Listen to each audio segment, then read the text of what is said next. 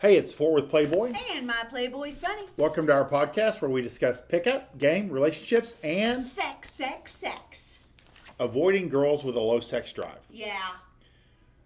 I'm not sure the maximum number, but Chateau always recommends if a girl voices her dislike of blowjobs or sex, to not spend another single second with her. Seriously. Because your sex drive is too important to leave up to that. It really is. Well, and you're not going to talk her into it. You know, I think from my experience in this neighborhood, there are so many men who think, well, I can make her like sex, or I can make her like blowjobs. And it's true. Every once in a while that does happen. But it literally is like pulling a mule, down a rocky trail. There's just no need for it. There are girls who will be enthusiastic for you and already have enough sex drive to crave you as well. There's no reason to risk maybe being able to talk this girl into liking sex with you. Exactly. I mean, just as when we talk about like high sex drive girls, there's a genetic component, a physical component, environmental, their experiences. Yeah. All these things kind of have to line up. Exactly. And the same thing goes with like low sex drive girls. It's not by accident. Usually it's genetic. Yeah. They truly just don't get that excited. Yeah.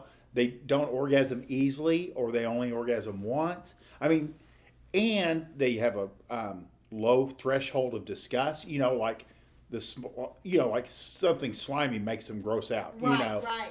So all these things kind of figure in, and it has nothing to do with you. No. And it's just like one of the girls said that like a lot of girls, and we should definitely cover this. A lot of girls can kind of fake it in the beginning. Yeah. They got about a year in them sometimes. I mean, on the outside. Right. Usually it's 12 weeks. Every girl will fuck really hard and enthusiastically the first 12 weeks up to a year. And then they want, once they've got that commitment, they want to start tabbing that shit back because for lack of it, they just don't enjoy it. Right. Exactly. And it's okay because they, kind of like if you don't like a certain type of car, you just don't like it, or you don't like eating hot dogs. That's how they feel about sex. Right. It's not that if it was a better hot dog. Yeah. It's they just don't like hot dogs. Yeah. And girls, there's a large and group. girls just don't like hot dogs. Yeah, and they don't enjoy sex. Yeah. I mean, they'll have kids and they want the companionship and they love you. Yeah. And they like being married or having a family, but they don't actually enjoy sex itself. And so it's hard to turn those girls into, because you can't. Yeah, you're not going to turn her into a high sex drive girl No. or a high libido girl. At best you can turn her into someone who doesn't, as soon as she gets an orgasm, say, "Are you done yet?" Yeah. At best you can turn her into a girl who maybe doesn't roll her eyes every single time you want to have sex. Yeah. Maybe at best you can turn her into a girl who isn't just a complete cunt whenever you bring up sexual things. But why risk it? Why get that far into it to just have that be the rest of your life? This is an incredibly key part of relationships. And the sex will hold you together when everything else is going bad. It's true. I mean, it can be the glue that's holding you together through difficult times. And if that's bad, you can pretty much write off the whole thing. You can. Well, it's the only differentiating factor between a romantic relationship, a marriage, a dating relationship, and every other buddy, friendship, sibling that you have. And the way that I would suggest you approach it is that at some point, whenever, be it at 12 weeks or 6 months or a year, when she pulls the, "You only touch me to have sex," or "Is that all you think about?" Or, "I don't want to tonight." That's when you actually have to draw the line in the sand immediately and say, this is who I am, and this is what my sexual needs are. And if you can't keep up with that, let me know right now. That way we can go our separate ways. It's true. And that's the best way to handle it. Because then if she stays, she's going to make an effort. Right. If she stays and doesn't make an effort, you have to call her bluff. Yeah. You know, but she knows what the expectations are.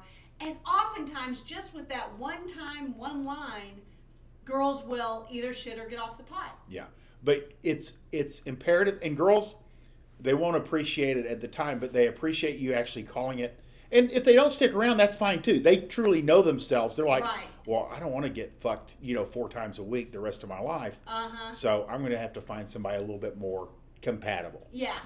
Exactly. It does everybody a favor. And they'll blame you. And that's okay. That's okay. That's fine. Oh, he was too demanding, he was controlling, blah, blah.